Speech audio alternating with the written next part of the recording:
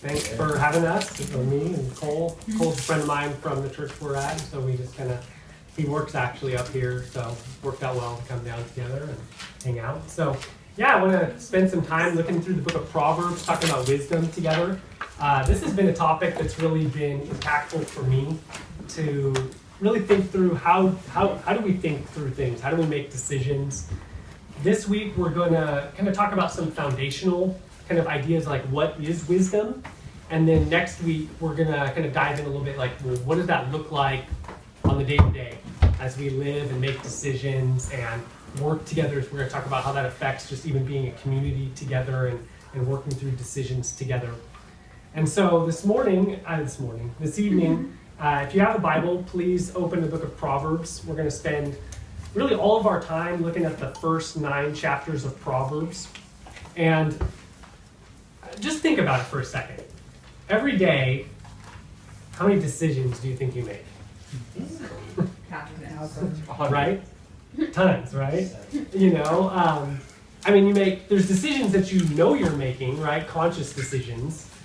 And then there's decisions that you make just kind of on autopilot, like when you wake up in the morning, you're just like, you do stuff without even thinking about it. If you wanted to, you could stop and think, should I, drink orange juice or apple juice? But you don't even think, you just go through your day and just make decisions. And a lot of things are just kind of default. Now, you've probably heard this analogy before, but think about a ship, right? And you're navigating a ship. One of the ways that wisdom is defined is kind of this idea of navigating a ship skillfully. But think about a ship that just like, you're navigating, you get off course like 1 degree, and you start sailing that way for a couple of days, right? After a while, you're going to be a long way off of your intended course, even though you're just a little ways off.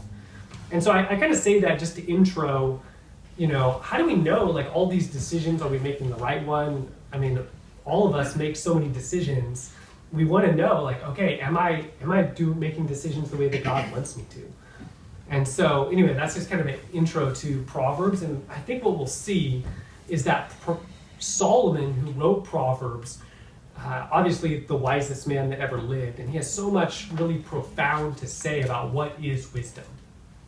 I'm open to whatever. If you have questions, I teach at a Bible college. I'm used to like questions and interactions, but kind of my default is I'll probably lecture for a little bit and we'll talk about some stuff, and then I'll leave time at the end to just discuss and questions and answers. And so please feel free though, if you want to stop me, raise your hand if you have a thought, or you can even jot down a question. We could talk about stuff kind of at the end. So I'll just kind of go with that, but I'm flexible, so this is your guys' time, not mine. So let me know if you want to kind of divert onto something else. But open up to Proverbs, and let's look at the first chapter, just right off the beginning. It says, the Proverbs of Solomon, the son of David, king of Israel, to know wisdom and instruction, to discern the sayings of understanding, to receive instruction, wise behavior, righteousness, justice, and equity, to give prudence to the naive, to the youth knowledge and discretion. A wise man will hear and increase in learning, and a man of understanding will acquire wise counsel. To understand a proverb and a figure, the words of the wise and their riddles. And then here, catch this. The fear of the Lord is the beginning of knowledge. Fools despise wisdom and instruction. Okay, so right off the bat, that kind of gives us a little introduction to what this book is about. It's written by Solomon, and he's like, the purpose of this book is to know wisdom. Right? Verse 2, it's like the first thing he says, to know wisdom, to receive instruction, to give prudence. So if you want to be wise, that's the whole purpose of this book. And then he starts off and he says, the fear of the Lord is the beginning of knowledge. Okay, I don't know about you, when I hear that, I'm kind of like, what does that mean? How is the fear of the Lord the beginning of wisdom?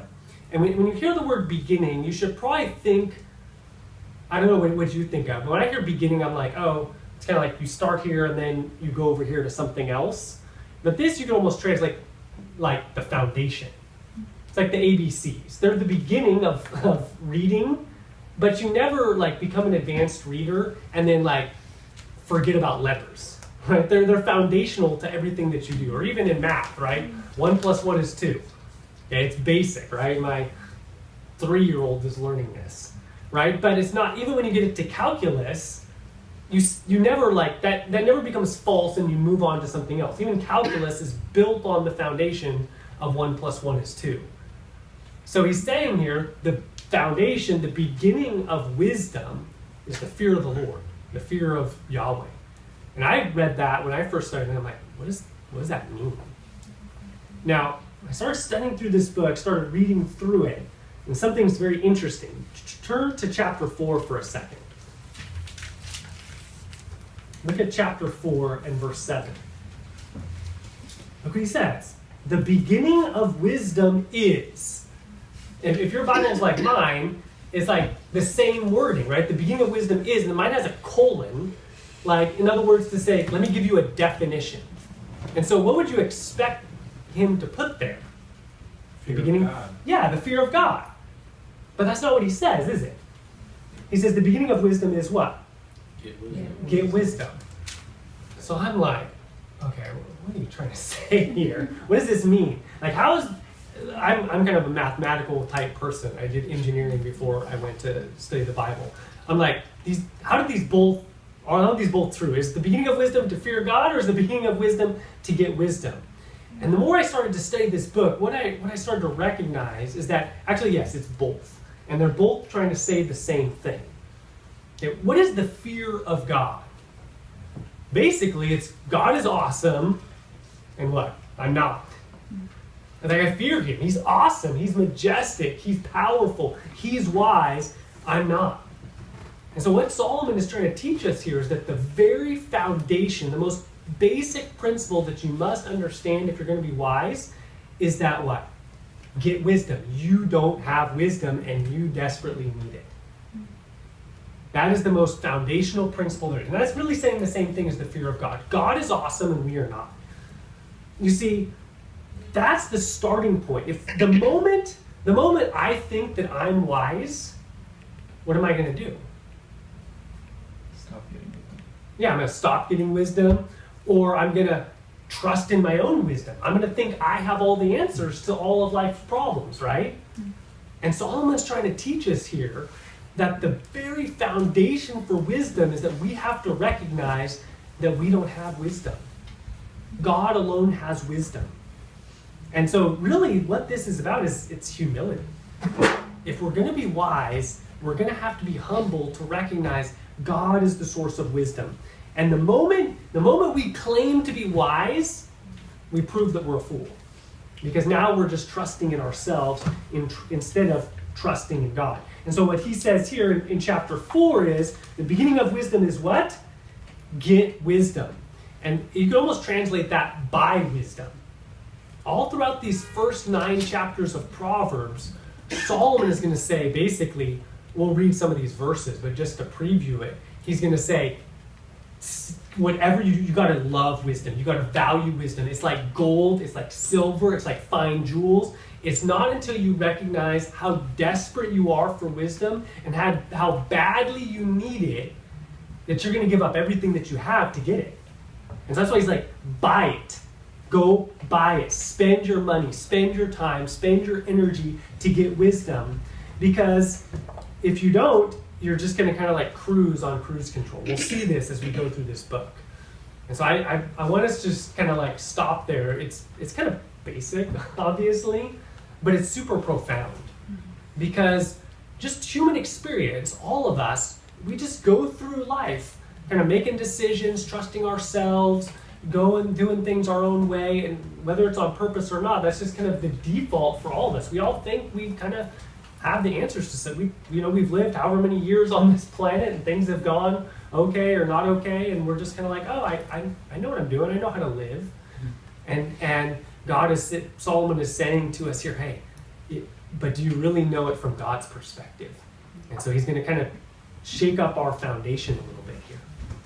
Okay, so go back, and with that foundation, we're just going to walk through, I know we don't have a ton of time here, but we're going to kind of walk through these first 9 chapters and see Solomon kind of develop that idea.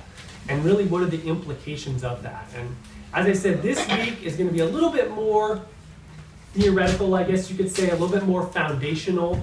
And then next week, hopefully you'll all come back because we really want to build on that and say, okay, so how does that affect the way we live on a daily basis? How do we make choices in light of that?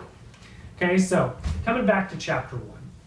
Notice how he says in verse 4, to give prudence to the naive, to the youth, knowledge and discretion. And then jumping down to verse 8, he says, hear, my son, your father's instruction.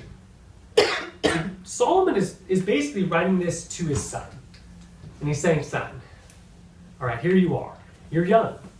And you got all of life laid out for you. I so badly want you to be wise. And the beauty of the book of Proverbs, most of us in this room are on the younger side of life. The beauty of the book of Proverbs is that Solomon wants to give us wisdom, to give us understanding, give us experience without experiencing. Does that make sense? Like typically you've heard the idea, you learn through the school of hard knocks, right? And Solomon is kind of like, hey, I want to save you from that. I want to help you to not have to go through some of the things that I've gone through, to learn from this rather than having to learn through life. He wants to give us experience, to give us understanding. And so one of the basic principles that he's going to really get at here is that there's going to be two paths. There's the path of wisdom and the path of folly. And all of our choices influence where we end up. And so a lot of what he's going to talk about here is think about the consequences. Think about the long-term results. Think about, ultimately we'll see in Proverbs, even think about eternity. Because what you don't want to do, according to Proverbs, is just go on autopilot. Because if you just kind of wander through life on autopilot, you're going to end up at a destination, like we said at the beginning, where you don't want to be. And so he's trying to get us to kind of up front say, okay, we need to stop. We need to think about what we're doing. We got to think about which path we're on before we just keep walking down this path and end up somewhere someday without even recognizing that we were on this path that ends up over here. And so he's like, stop, slow down, son. I want to help you out so that you don't go down this wrong path. Okay, so verse 10, he's like, my son, if sinners entice you, do not consent. So if they say to you, come with us, let us lie in wait for blood, let's ambush the innocent without cause. So he gives like this kind of hypothetical situation. And I love how he does this, because what he's basically doing is he's trying to get his son to think ahead. How many of you have ever been in a situation where all of a sudden you're just kind of like thrown into a situation, you got to make like a choice that moment, right? And you haven't thought about it, and so all of a sudden then you make some choice that later you regret because it's just kind of like on you that minute, you hadn't thought about it. Can you guys relate to that? Mm-hmm. This is, right? All of us have. And so Solomon, what he's trying to do is he's trying to get us to think ahead. And he gives us this hypothetical situation to try to think about where these paths end up. And he kind of goes on with this hypothetical where these guys are like, hey, come with us, we're going to go rob a bank, it'll be great, or whatever. And he talks about how their feet run to shed blood or whatever. And notice this, he says, indeed, it's useless to spread the baited net, verse 17, in the sight of inward bird, but they lie in wait for their own blood, they ambush their own lives. And basically what he's saying here is that the path of sin always leads to what? Death. To death. All right, all of us can attest to this as well, right? At the moment, sin seems so what? Enticing, fun, good. It's like, and we'll see examples of this all throughout the first 9 chapters. He talks about like this adulterous woman that tries to snare this guy, and I don't know if we'll look at this later, but she's like, oh, come on, my husband's away. There's nobody here. Well, we won't get caught. It'll be so sweet. It'll be so fun. Just come with me. And she tries to like say, there's not going to be any consequences. It's just all fun, and that's what sin always does. It entices us and says, oh, instant gratification. I would even define that sin that way. I would say sin is always a choice of like instant gratification over long-lasting satisfaction. Like when you sin, do you ever go, oh, I wonder, you don't just, when you're sinning, you're not thinking about like, oh, what will I think about this in 10 years or 20 years or in eternity? Right? That's not what you do when you sin. When you're like, when you gossip with your coworker, when you tell a little white lie about this to like cheat on a test or something, like that's not what you're thinking about. Oh, let me think about the long term. You're like, oh, it's easy, it's quick, I'll get away with it, I'll get what I want that moment. Right? And you try to grab it. And Solomon's like, oh, it seems so enticing, but the path of sin always leads to death. And so what he's saying here is that this is a major theme in Proverbs, is that actually you need wisdom before that moment. Does that make sense? And that's why he's giving you this hypothetical. He's like, basically all I'm going to try to do in this first time tonight is just convince you how desperately you need wisdom. That's all of Solomon's first 9 chapters, is just argument after argument after argument, trying to convince you of that fundamental point: you need wisdom. And so that's what he's saying is like, look, you're going to end up at death at that moment. It's like, he'll give another example, this young man walking home from church, and he walks right by the brothel or whatever, right? And it's just like, he wasn't thinking ahead. He wasn't like on guard, and he got enticed and went to the path to death. And Solomon's like, you got to think ahead. You got to think ahead, because at that moment, if you're not wise when the test comes, right, it's too late. You're just going to make the wrong choice and go down this path without even thinking about it. He's like, you need wisdom before that. You need wisdom before that. And so he's trying to like really say, hey, do you recognize how badly you need wisdom? But the beautiful thing is, look at verse 20. Wisdom shouts in the street. See, this is a beautiful thing, because so far it's kind of like, ooh, this is scary, right? He's kind of like, ooh, don't go the wrong path. It's going to end up in death. But the beautiful thing here is wisdom is crying on the street. Wisdom is saying, come seek after me. And one of the beautiful things that we're going to find is that while it's not easy to become wise, it's not hard to find wisdom. It takes work. It's going to take effort. It's going to take you loving wisdom. It's going to take you wanting it more than anything. But wisdom is not hard to find.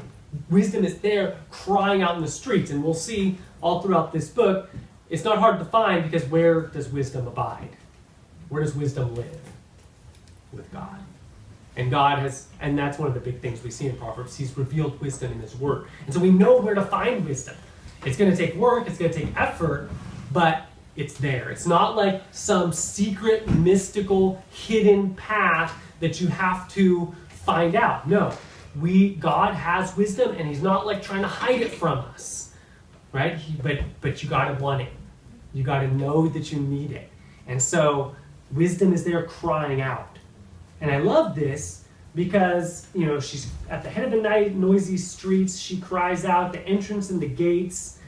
And wisdom is saying, how long, O naive ones, will you love being simple-minded? And how long will you hate knowledge? He says, turn to my reproof, and I will pour out my spirit on you. I will make my words known to you. Right? He's like, look, if you seek me, what? You'll find me. And so this is an encouragement to all of us, right? You're all young-ish. I'll include myself in that category, right? Man, this is awesome. If we seek wisdom, if we desperately want it, we can have it. You can all be wise. But it's got to start, in one sense, today. You've already started on that path. You're here. But it's got to start today, so to speak, right? You got to say, man, I need this. I'm desperate for it. I want it. And the beautiful thing, that's kind of what I said, but the warning is, verse 24, because I called and you refused, I stretched out my hand and no one paid attention. You neglected all my counsel. You did not want my reproof. I will laugh at your calamity, and I'll mock you when your dread comes, right? So it's like, look, wisdom is saying right now to you, do you want me? If not, if you're like, wisdom is going to laugh at you down the road, so to speak. It's like, no, you got to seek it now, because down the road, if you don't seek it now, you're going to end up at this location you don't want to be. And so wisdom is like, yeah, come seek after me. Okay? But as I said, continue on to chapter 2. My son, if you receive my words and, see that, treasure my commandments within you, see that, that's a heart issue. If you want to be wise, you have to love wisdom. You have to treasure, you have to value wisdom, you have to recognize your need of it, right? And he goes on to say, make your ear attentive to wisdom, incline your heart to understanding. For if you cry for discernment and lift your voice for understanding, if you seek her as silver and search for her as for hidden treasures, then you will. That's a promise, right? If you desperately seek wisdom, if you recognize how badly you need it and seek for her like you would for silver. Right? How much of us are like, man, I want to get a good job, I want to get paid, looking for that raise, looking for that, right? We do that. That's how we live. And Solomon's like, that's how desperately you got to seek for wisdom. And if you do, you will find it. Then you will discern the fear of the Lord and discover the knowledge of God. For the Lord gives wisdom. Okay? If you seek for it, you will find it. It's a beautiful, beautiful truth here that Solomon is telling us. Because wisdom comes from God. He has it. He created this world. You know how to get access to the one who created this world. And he talks about this in Proverbs a lot. It's like the God who set up everything and created cause and effect and created the galaxies. And the one, he knows how this world operates. He knows what's going to be good. He can see from a perspective that we can't see. And so he's the one that's like, man, I told you how to live if you seek wisdom from me. And so I love that promise that if you will desperately seek it, you'll find it. Because, like verse 7, he stores up sound wisdom for the upright.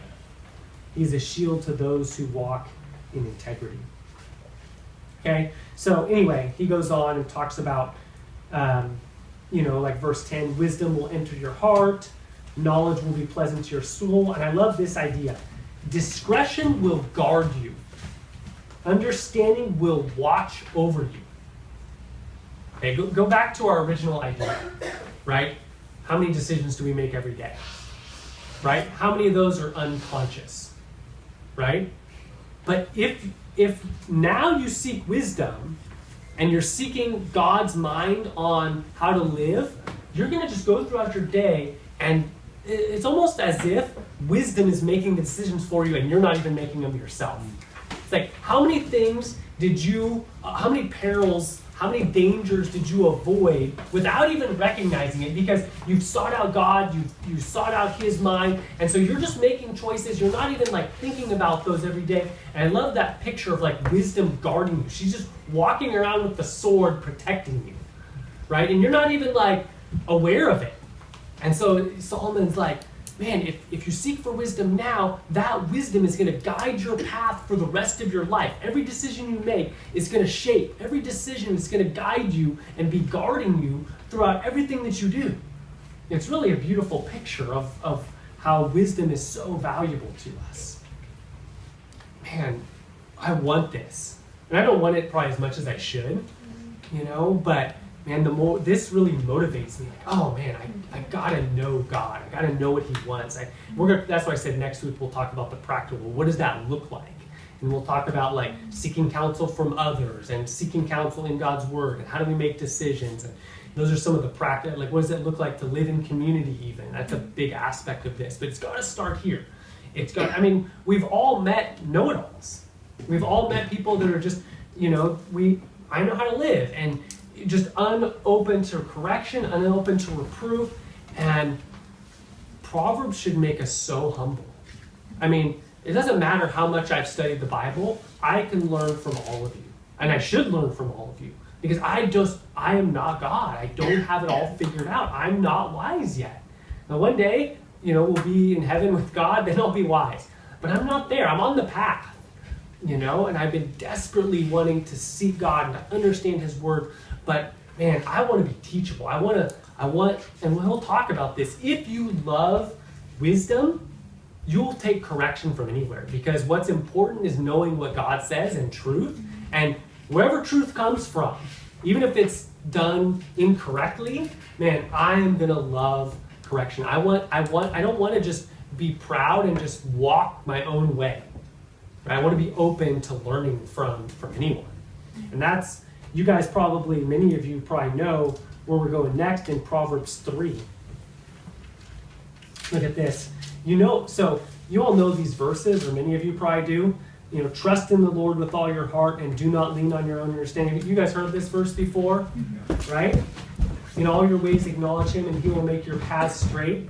Do not be wise in your own eyes. Fear the Lord and turn away from evil. See, now this all of a sudden is starting to make a lot of sense, right? What is Solomon saying? Trust in the Lord with all your heart. Do not lean on your own understanding. You don't got it figured out. I don't have it figured out. We can't go through life thinking that we have it figured out. Because the moment we do, we're not going to go to God for his wisdom.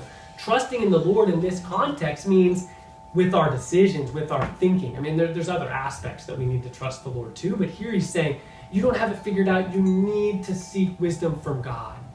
And that's why he's like, don't lean on your own understanding. Don't think you know it. In all your ways, acknowledge him. He will make your paths straight. You see, so much of wisdom is living the way that God sees things. Sometimes things don't make sense to us. Sometimes when God says, do this or don't do this, or live this way, or this is important, or this is important, we don't necessarily always see how that makes sense, right? Like if God says, don't lie or don't steal, or it's like, well, wait a minute, this doesn't, or don't do this, don't gossip, or don't this, or it's like, oh, but that makes sense to me, or this makes sense to me. And God's like, no, you got to trust my perspective. I see the whole pathway. And we have such a limited perspective. One of the we've been teaching as a church through the book of Job, and one of the other pastors did this illustration where he showed this house, and this guy built this house, and I draw on the whiteboard, but you can picture in your minds. And so this guy's like, oh, I got this cool house, and you zoom out, and the house is built on a cliff that's actually like an iceberg that's sitting on the edge of a cliff. And it's like, from his limited perspective, it looked like, oh, this is a good place because there's a little bit of like land there. But the whole thing was on this giant iceberg. And it's like, okay, from your limited perspective, that looked like a good place to build a house. But if you could zoom out and see things from God's perspective, you'd say, oh man, that's a bad place to build a house. But that's how it is for us. As humans, we're so limited in our understanding. We're so limited in our view, in our perspective. And, we go through life, we gain experience, we're like, oh, I know what to do here. But God's like, no, you don't. You don't. You need a bigger perspective. You need to see things from eternity. You need to see things that you don't see. And so you got to trust me. Like this path, it looks like it will be good for you. God's like, no, you got it. My path is the way that's going to be best for you. That's why I love here. He's like, if you just acknowledge God, he will make your path straight. In other words, he will make sure you get to the right destination where you want to go. Right? You may go, oh, I think I know how to get here. But God's path may take you a different way, right? But he's going to make your path straight. He's going to get you to the destination. What's important is that you trust him in the process. And step by step, you're like, okay, this is what God wants, this is what God wants, this is what God wants. And that's what you're thinking about. And let him lead and direct your life. Right? I don't know what you would put as like your life goals. Like this is 10 years from now, 20 years from now, here's where I want to be. This is what's really important to me. Right? God would say, okay, let me define those for you. I don't know if it would be like, oh, I want to be successful or this or that. Like, some of those things may not be bad. But God's like, let me define what's important for you, and I will get you where you want to go. And 10 years from now, 20 years from now, and certainly 1,000 years from now, it will be worth it. He will get you really where you really, truly want to go. So, but that's going to take trust. It's going to take us kind of letting go of the reins a little bit, right? And saying, okay, God, this doesn't make sense to me, but I trust you. I'll do things your way instead of my own way. Okay? All right, so once again, if you go down to like verses 14 and 15, for her profit is better than the profit of silver, and her gain is better than fine gold. She is more precious than jewels, and nothing you desire compares with her. Listen, I don't know what your 10-year goal is. I don't know what that thing is. You're like, oh, I want this. Solomon says wisdom is better. It's better. Doing things God's way is better. Valuing what God values is better. Right? Nothing you desire compares. It doesn't compare. Well, like I said, next week we'll talk about, well, how do I know what is wise? The answer ultimately comes back to, okay, the Bible. We'll talk about that. And there's other aspects to it, but he says, but you got to value her. If you don't value her, you won't do the hard work that it takes to get her. Jump down a little bit, chapter 4. I wish we could go like verse by verse through these 9 chapters. Sometimes read through them. There's so much in here. I'm just kind of doing a little bit of a survey of these 9 chapters to just help you to see that this is everywhere in these 9 chapters. So sometimes read through them and you'll see that. I don't know if you knew this. I didn't know this when I first started studying. When I think of Proverbs, I think of all those short little proverb statements, right? Like, strike a scoffer and the naive may become shrewd, but reprove one who has understanding and he will gain knowledge. That's like a one-liner, a one-verser, right? That's most of the book of Proverbs. And most of us think that's the whole book. Well, that's most of the book, but the first 9 chapters is all these speeches that Solomon is giving his son. And so it kind of like introduces the rest of the book. And so you can read these 9 chapters and there's a lot more flow to them. The other ones I don't necessarily recommend you just read chapter at a time. They're meant to be read like one verse at a time, just like meditate on it and ponder it a little bit.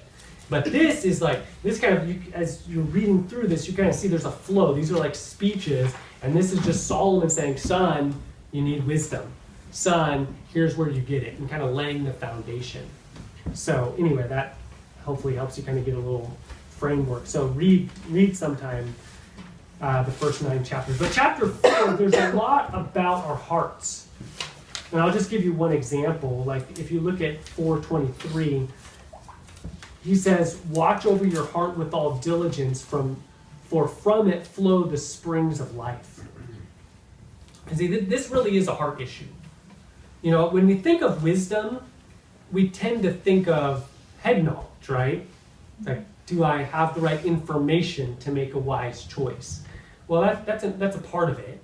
But for Solomon, it's got to start with our hearts. What do we love? What do we value? What do we prize? And what's important to us? And Solomon's like, man, you got to love the right thing. Going back to our definition of sin, like sin is a trait of instant gratification over long-lasting satisfaction. I mean, maybe you've heard this illustration. It came back ultimately, I think, to C.S. Lewis, and John Piper quoted it. But it's kind of like, I think of it with my own kids because, we just took them to Disneyland not that long ago. And, if I told my kids, let's say they're playing Legos in their room or whatever, and I'm like, hey kids, put your shoes on, let's get ready to go. And they're like, start throwing a tantrum on the floor, right? Kicking and screaming, like, oh, we want to play Legos.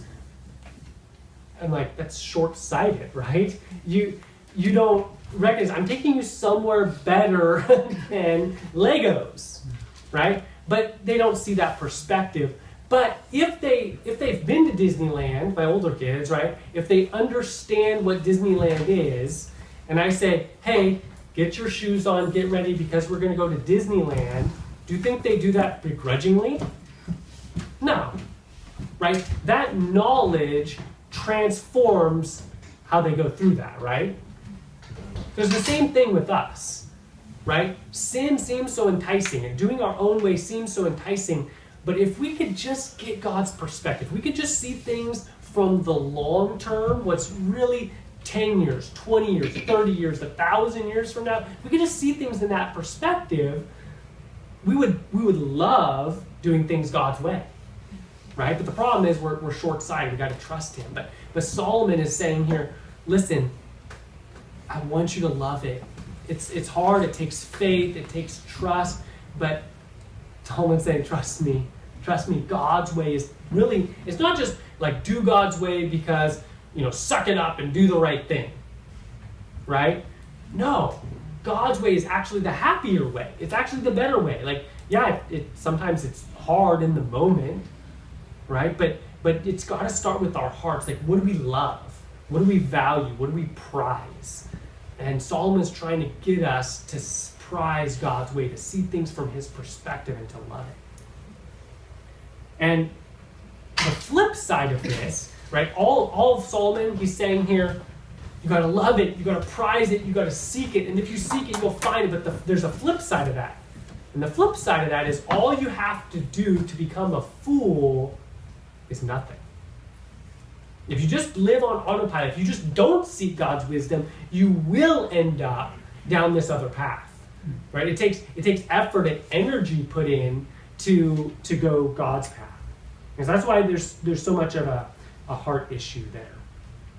Okay, let's look at a little bit more here as we go, and then as I said, I do want to leave some time for discussion and just questions, so make sure you're kind of thinking about some of that stuff. Chapter 5, I kind of hit on this briefly, but chapter 5, he gets into the adulterous woman. And really, that's what he says, chapter 5, verse 1, my son, give attention to my wisdom, incline your ear to my understanding. And he's like, for the lips of an adulteress, chapter 5, verse 3, drip honey, and smoother than oil is her speech. But in the end, she is bitter as wormwood. You see that contrast he's saying there? It's like, at first, the lips of an adulteress drip honey, smoother than oil, but in the end. It's kind of like, it's so enticing at that moment.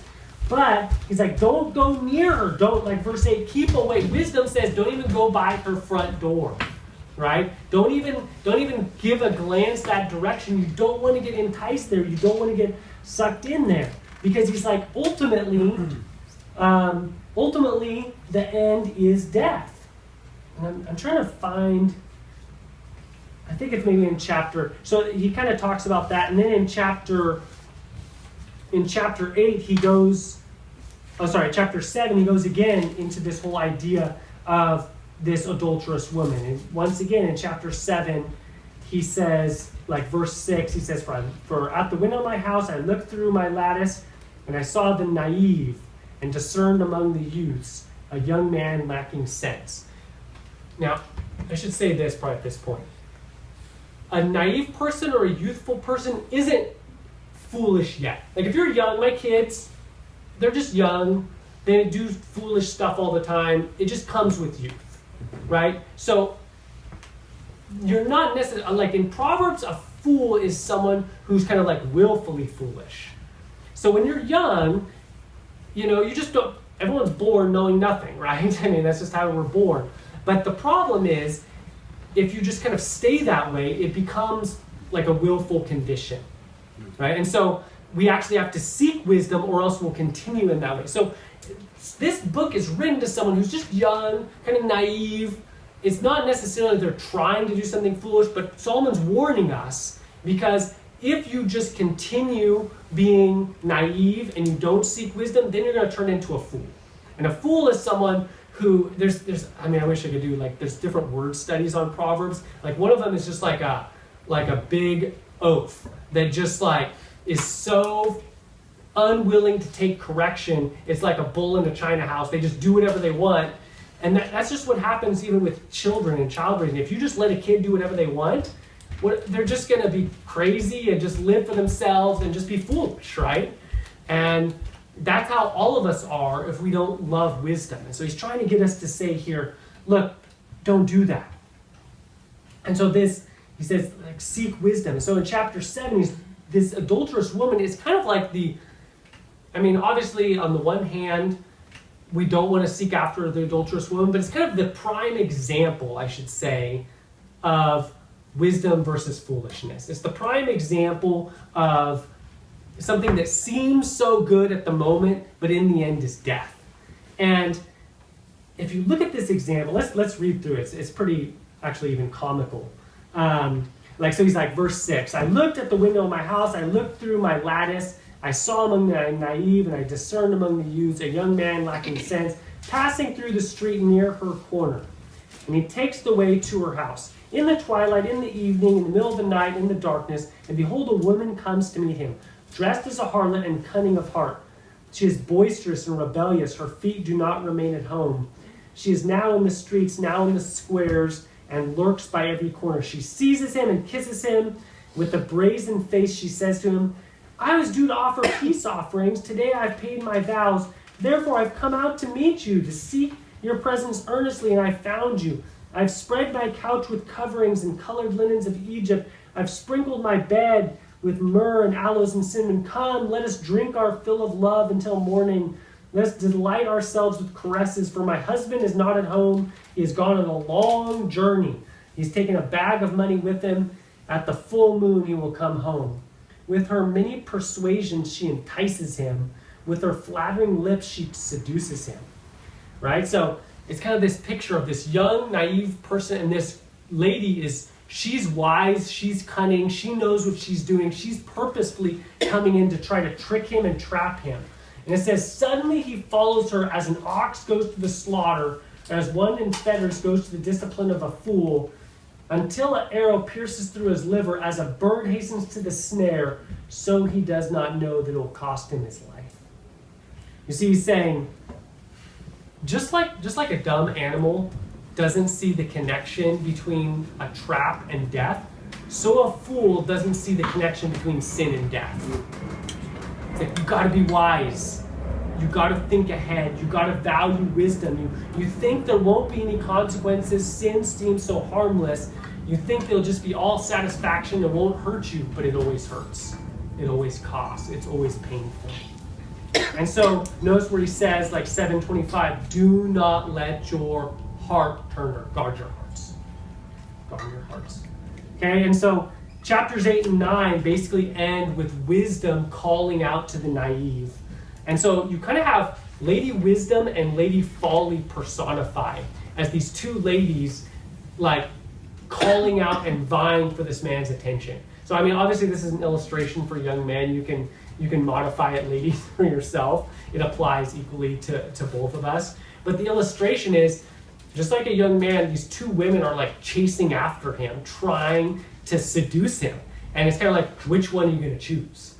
And ultimately, wisdom comes down to a choice. You either pick wisdom or you don't. You either say, I need this, I'm desperate for it, or you just kind of go on autopilot. And so that's kind of how chapter 9 ends. The reality is you're going to be enticed by one of these two women. And so which one is it? It's a choice. Right? So if you're not seeking after wisdom, you might just end up getting seduced by the wrong woman, so to speak. Right? And that's kind of how he sees it. So I know I'm a Bible college teacher. I throw a lot out there. I tend to do that. So I know I just kind of dumped a lot on you. Next week I think it will be a little bit more practical, but I do want to take some time to just kind of process this together. If you have any thoughts or questions. I have some thoughts as well, just even about like how we view experience and our own personal experiences, like how that relates to us trusting them. But any of you have any thoughts or personal stories, examples of this, questions? I mean, this is open to whatever at this point. I have a question. Yeah. And you may not have the answer, but like, what would you say for like situations like Clayton's in with people that maybe used to be believers or are believers, or even with ourselves, when it's like we're dealing with an issue that the Bible just really doesn't speak to, and how are we supposed to seek wisdom in those? I mean, we can seek counsel, but at the end of the day, it's kind of all opinion. Right. In certain aspects of our lives. Yeah, that's pretty much exactly what we're going to talk about next week. I'll preview it and say that the Bible is is all about God's values. It's not about telling us what to do. I mean, there's certain commands, obviously, but it's primarily about God's values, what's important and what's his worldview. And so the more we study what God loves, what's important to him, the more that those values shape our decisions. And so we're going to kind of try to unpack that a lot more. That's going to basically be what next week's about, though. Okay. I mean, we could talk more even after, but that's a really good question. Okay. Yeah. I like how talks about the first 9 chapters, Solomon really kind of lecturing his son about like, you need this, like seek after this, go after this. Because I think sometimes, I know for me, the assumption is, well, when I'm a Christian, this is kind of like downloaded into me. Like through the Holy Spirit, I have this basic amount of wisdom, and I can seek more to get more on top of that. But you know, in this instance, they're God's chosen people. But even in that, him being like, you still have to seek this and want this with all your heart. It's not automatic just because you say you love the Lord. Right. That you're wise. Right. And I think that comes back to what you were talking about in the beginning, like recognizing that we don't have wisdom and that God has wisdom, and seeking after that. Because I know my tendency can be like, oh, I've been walking with the Lord for this many years, or I've done this and I know this, but that's not something I automatically just have fully just because I have the Holy Spirit within me. That's still something we have to continue to seek. And the Holy Spirit is involved in that. Yes, exactly. Exactly. But I hope that when I'm 60 or 80, I'm just as dependent on the Lord and still seeking wisdom. I never want to get to the place of self-reliance and self-dependence. I want to be growing and learning my whole life. That's what Proverbs 3, 5, and 6. Don't lean on your understanding. Never get to that point. Always. And the more I've been in life and ministry, I've been in all kinds of crazy situations. And it's just like God keeps throwing new curveballs and new things. I'm like, oh God, what do you want me to do here? And I got to I can't just go like, oh, you know, I know what I did last time, so I'm just going to do that again. It's like, no, I got to go back to the scriptures and go back and like, God, what's important to you? And reevaluating. God wants us in that place of constantly seeking him. Kind of along the same lines, what I'm processing about you saying how to seek wisdom takes effort and energy, but to be a fool, you just do nothing. It's so easy to do nothing. And I guess like as a church, like I think there almost needs to be like more of an urgency to seek wisdom, because it's just so easy, like Keely's saying, is just to lay back and say like, well, I have the Holy Spirit now, so I'm protected. But I guess like and I've thought this like while talking to somebody who's like just come to the faith or is maybe not seeking wisdom, where I'm like, oh, they like don't understand that yet, but God will like reveal it to them when they're ready to listen in their own timing. And I'm kind of like thinking, well, maybe I should take a different approach and like encourage them to seek wisdom in that with urgency, because if not, it will lead them to death. Yeah, and that's a great point. I mean, you guys, this is sweet. You have this group. You know, I haven't met most of you guys, but that's a in this church you could have a culture of that. A culture of valuing wisdom, of seeking it, of being desperate for it. And so, you know, each one of you contribute to that culture. Like, man, we want to grow, we want to learn. And so we're going to talk about that, like I said, a little bit next week too. But man, that's a beautiful thing that all of you together can say, yeah, we want this. Let's seek it. Let's be a group that doesn't think we have all the answers, but that's really humble and seeking the Lord together in that. So that's really good. It's funny that she said that right then, because I was like about to say something like almost along the exact same lines, like using that like same picture. Like when you were describing that, I pictured like a guy on a canoe trying to paddle upstream, and if he stopped paddling, he'd go fall off a waterfall. And it's just like the constant need to be going, because if you stop, like it leads you to death. but it's so easy. Like I've noticed in my own life, it's so easy to stop and say, "Oh, I've done my studies." Like I've not necessarily arrived, but it's so easy to get apathetic and just feel like I know enough. I've gained a reasonable amount of wisdom. I can, you know, use that momentum and just carry forward for a little bit. Like it, and it's hard sometimes once you've stopped moving forward to pick back up and like know exactly, okay, now where do I, is it all just Bible reading? Like where do I pick back up in the Bible? And that's a challenge that I've run into in my own life of just like where to pick back up, how to study now. I just got done with Bible college and now I'm like, now what do I study? And I don't have somebody telling me exactly how much to study and when to study all the time. So it's like, how do I decide that on my own now? But the key thing is it's got to start with the heart. Yeah. You got to recognize your need of it and you value it. And then when you go through life, you're going to just not be like, oh, I got this. It's like, oh, God, what? And then because you've been to Bible college, you know, like, oh, I'm wrestling with this. Hey, I think Romans says something about that. Let me go seek that. Let me go read that. Let me go get refreshed. Like, what does that say again? Or, oh, I'm dealing with this. Like, what do I do in this situation? Like, for me, a lot of the, like, adopting and foster care and all these crazy situations. Like, oh, man, I got to go think about this, you know? And, you know, life is always going to throw new situations at you. Do you have the mindset of, like, oh, let's go back to get wisdom. Let's go, what does God want me to do in this situation?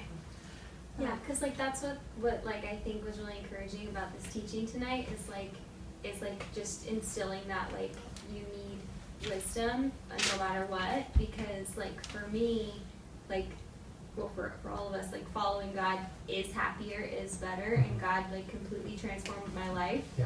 And then you get to this point where you're like, everything's great. And then you like, when things are going good, you kind of like stop leaning on God as much. And it's not like a conscious decision. It's just like, you don't feel that like desperate, that desperation, because you just feel pretty content. But that like leads to foolishness and can lead you down the wrong paths. And that's kind of something that like until this teaching, I didn't really realize I might have been doing in my own life, just out of contentment, just like I'm content. I have the Lord. I'm happy. But I don't think about the Lord very much right now, and I don't really seek Him and His wisdom that much because I feel good, you know. So yeah, that's really encouraging. I have a question. Yeah. Kaylee, do you want to go? I was just gonna say, I think that's how we get to, like, that is kind of the issue in our culture right now when it comes to Christianity. A lot of people have an idea of like, this is what I have to do, or once I get to this point, then I can just kind of coast from here and just show up to church, show up to my little Bible study. And I think that's kind of the epidemic we find ourselves in, at least in this culture of, okay, I've done enough, and instead of continuing. I mean, it's also the story of the Old Testament over and over and over and over again. It's pretty clear that we should desire and want wisdom, get wisdom by wisdom, because there's both positive and negative consequences for not. Right? That seems to be one of the main motivations. But, and maybe you'll speak to this next week, but does Proverbs itself tell us how to get a love for wisdom? And if not, then perhaps, I mean, there's other things like how, because it seems like to most of us, it's like, we're trying, we seem to be doing all the right things, we're falling behind, and then we come back to the concept of, well, it has to start from your heart. So what things, or aside from the positive and negative consequences that we see externally from what the book of Proverbs is telling us, what is that? Well, How do we?